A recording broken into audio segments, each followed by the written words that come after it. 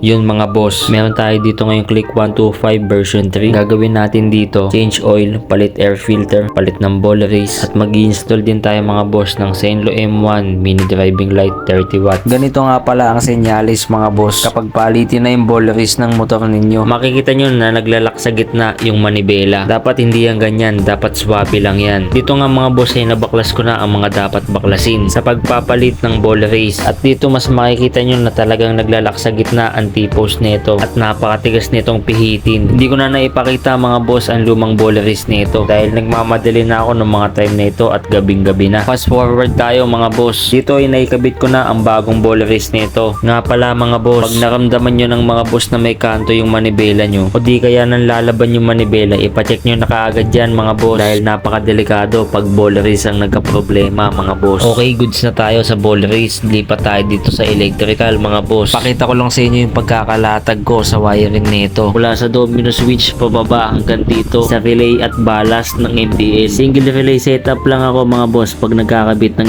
MDL. Dito mga boss makikita nyo na walang spaghetti wiring kapag tayo ang tumitira ng wiring. Kung gusto niya rin ng ganyang kalinis at pulidong wiring mga boss sa mga motor ninyo, PM nyo lang ako. Mabalik tayo dito mga boss sa ating ginagawa. Siyempre gaya ng dati pag tayo ang nagtap sa battery, tagun-tago yan mga boss. Hindi mo akalain na may nakatap dyan. Dito naman mga boss naikabit ko na yung headlight. Ganyan ang itsura ng inilatag natin na wirings mga boss kapag nakakabit na yung headlight. Walang nakalawit, walang sumasabit. Tapos ito naman yung Zenlo M1 30 watts na mini driving light mga boss. Fitment check, nakatago sa ilalim ng headlight para hindi halatang may naka-install para pogi pa din ang datingan. Tapos ito na nga pala mga boss, yung play ng manibela nung napalitan na natin ng ball race. Swabing-swabe na iliko sa kaliwat kanan mga boss. Ganyan ang maayos na ball race. Okay, testing naman tayo mga boss ng Zenlo M1 mini driving light 30 watts. Ito yung low beam ng stock na headlight, tapos ito naman yung high ng stock na headlight. Tapos ito naman yung low beam ng ating Zenlo 30 watts, high beam,